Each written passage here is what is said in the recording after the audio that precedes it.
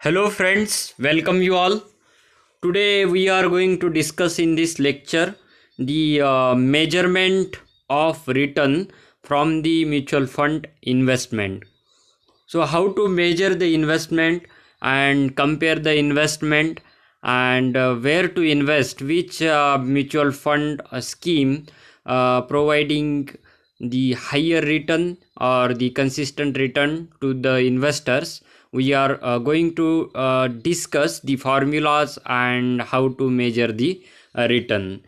In the last lecture, we have discussed about the selection of mutual fund schemes, the criteria and parameters, how to select the mutual fund scheme.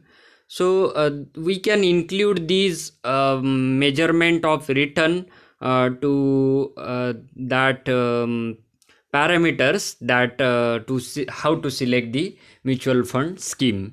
So on the basis of return, whatever we are going to calculate with the formulas, we can take the help of these measurement to select the scheme, right scheme, and where to invest you will get after the measurement of your return for investment.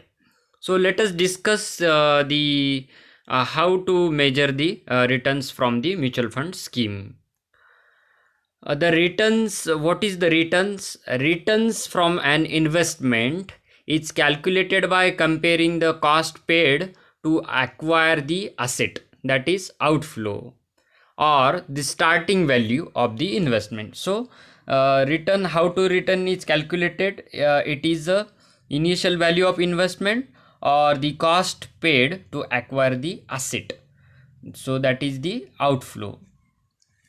And what is earned from it, that is inflow, and computing the rate of return. So outflow and inflow.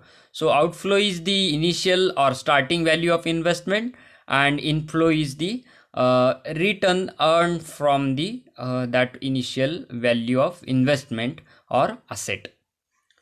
The inflow can be from periodic payouts such as interest and fixed income securities, and dividends from equity investments, and gain or losses from a change in the value of the investment.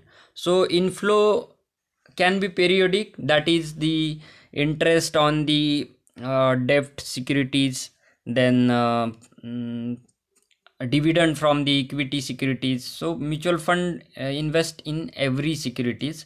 So or the gains or losses from the change in the value of the investment. So these are the inflows. The calculation of return for a period will take both the income earned and gain loss into consideration, even if the gain loss have not been realized. So calculation of return for a particular period takes the account both income earned, that is gain, and losses also into consideration. So discuss see the first method to measure the return from mutual fund schemes, that is simple return. Suppose you invested in a scheme at a net asset value of rupees 12. Later, you found that the net asset value has grown to rupees 15. How much is your return? So suppose you have invested 12 rupees and it becomes 15 rupees. How much is your return? So we can calculate through a simple return. The simple return can be calculated with this formula. The formula is later value minus initial value into 100 divided by initial value. So with our figures, the initial the later value is 15 rupees minus the initial value is 12 rupees into 100 divided by 100.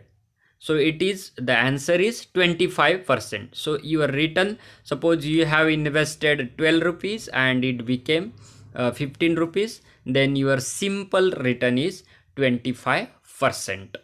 Thus, simple return is simply change in the value of an investment over a period of time.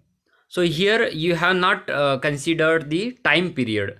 So here simple return is just the simple return just measure the change in the value of investment over period of the time. So this is the simple return.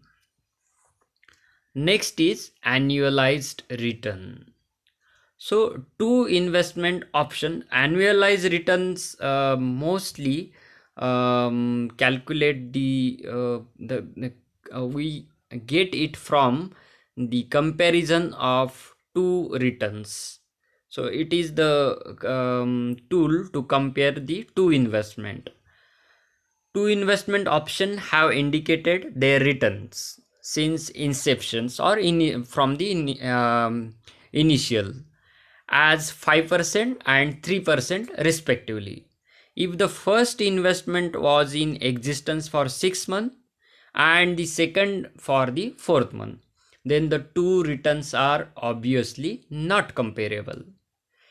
So annualization helps us compare the return of two different time period. So annualized return is mostly used to compare the return from the two time periods.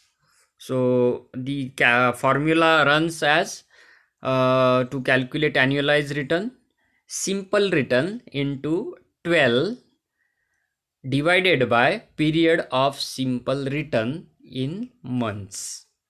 So here we can put our figures into formula, that is investment first 5% simple return into 12 divided by 6, that is for the time period of investment was 6 months, and in investment second 3% return given by investment into 12 divided by the investment was for 4 months. So in the case of investment first, the return is 10%, and in case of investment second, the 9% return is there.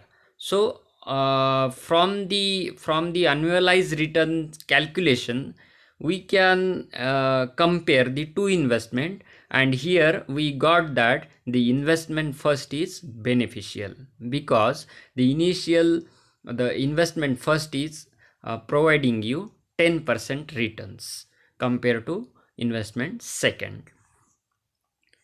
Next is compounded return.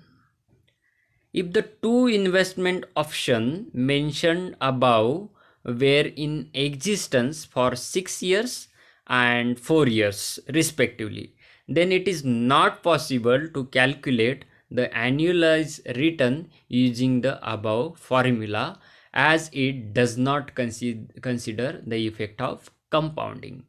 What is compounding? Compounding means the investment gets some for example, if mutual fund invest in equity or in the share market, then what happens, the shares or equity gets the dividend. What is dividend?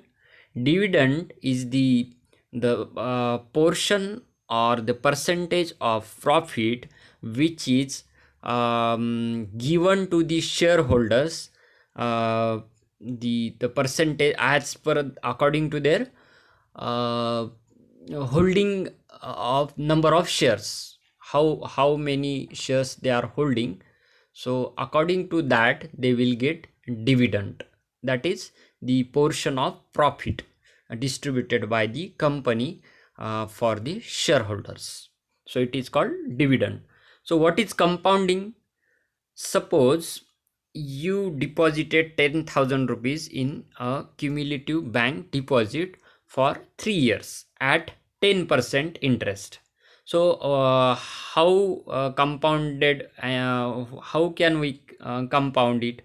Compounded annually, the bank would calculate the interest in each of 3 years as follows. So it is a compounding. The table is given to show the how compounding works. In the first column, years we have mentioned 1, 2, 3 years. Then second column mentions opening balance. Third column mentions interest 10% on opening, and the last column indicate that closing balance in rupees. So in the first year, the first opening balance was 10,000 rupees. The interest earned on the first year is 1,000, that is 10%. The closing balance is 11,000 rupees. In the second year, the opening balance became 11,000. Now the interest is calculated on 11,000. So if we calculate the interest on the 11,000, then the interest earned is 1,100, and the closing balance became now 12,100. Now this closing balance become the opening balance for the third year. So third year's opening balance is 12,100. The interest earned on the 12,100 is 1,210 rupees, and the closing balance became now 13,310 rupees. So this is the power of compounding and the compounding. So how to calculate the compounding return? This table just shows the compounding, how compounding can be done. So let us discuss now the compounded returns.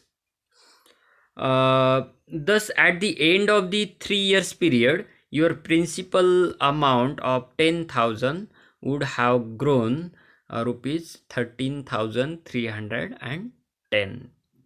If on the other hand, the bank had calculated interest on the simple basis, what will happen if the bank calculate on the simple basis? It would have calculated interest at rupees 1,000 for each year and given you only 13,000. So compounding here not calculated. So simple return is calculated here. The difference between 13,310 and rupees 13,000 is the effect of compounding. So here compounding amount is 310 rupees. Longer the period of investment holding, higher would be the difference. And if the compounding is and here the longer the period, higher is the difference, and difference means the compounding amount. If compounding is not considered, then only 13,000 the investor will get. Now discuss the formulas to measure the compounded returns. So compounded return can be calculated using this formula, that is LV upon IV upon 1 minus N minus 1. So LV is the later value, IV is the initial value, and N is the period in years. If thus if rupees 1,000 grew at rupees 4,000 in 2 years, then the later value is 4,000 rupees and initial value is rupees 1,000 rupees, and N, that is years, number of years, is equal to 2 years. Then the compounded return is given by the formula as rupees 4,000 upon 1,000 upon 1 upon 2 minus 1. So this is the formula to calculate compounded returns. Those students do not familiar with such exponential functions or cannot calculate, they can put the formula in the MS Excel also. Through with the help of Excel, Microsoft Excel, you can calculate. So this is the formula given for MS Excel calculation. So MS Excel will calculate the answer to be 1, but this 1 is equivalent to 1 into 100, that is 100%. So we have to consider it 100% if answer is to be 1. Thus the investment yielded 100% compounded return during 2 years. So the logic behind this is, for a return of 100%, the initial value of rupees 1000 should have grown by 100%. So it is doubled to 2000 in the first year, and further doubled to rupees 4000 in the second year. Thus that's why the LV, that is later value, had to reach a value of rupees 4000, which is the case. It is possible to do the above calculations by using the concerned net asset value of a scheme. So thus, to calculate the return from a scheme over a specific period of time, then the net asset value at the beginning of the period is the initial value, and net asset value at the end of the period is the your later value, and exact number of days during the period divided by the n, that is 365. So with the concerned net asset value of the scheme, we can also calculate the compounded return. Conceptually, these calculations give you only the return in the form of change in the net asset value.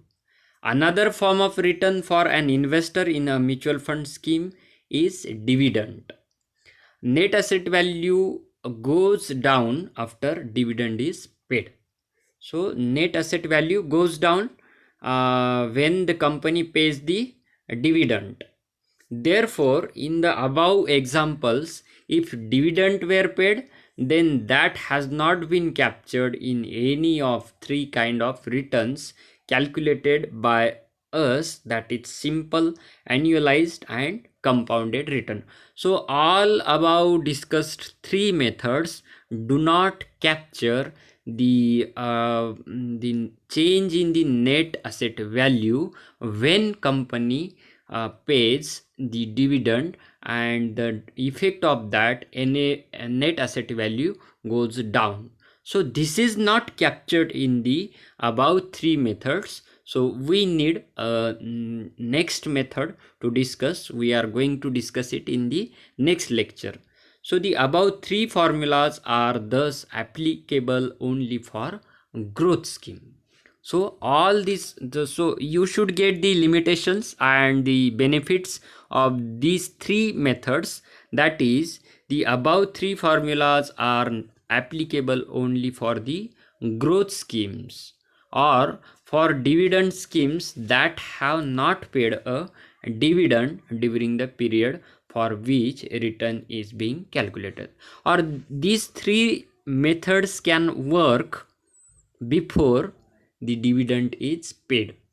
After dividend paying, the net the effect of that net asset value goes down, or net asset value certainly affected by the dividend payout. So it is not it cannot be captured by these three formulas we have discussed, or the that is simple, annualized and compounded return. So we need a extra formula to capture that effect, but we can apply these three methods to calculate return before dividend is paid or before the time period of the dividend is paid. So whenever a dividend is paid and compounding is to be considered, the next method, which is prescribed by the SEBI, that is compounded annual growth return, we have to calculate. That is CAGR technique prescribed by the SEBI is used. So in the next lecture, we are going to discuss the CAGR technique that is given by the SEBI. So friends, I hope you got something at least. And if you do not understand anything, then tell me please. You can message me, call me, or email me. I have given in the first slide. And any doubt or problem you are facing, please let me know. Thanks for watching, and write your name and roll number in the comment box so that I will get your presentee. Thank you. See you in the next lecture.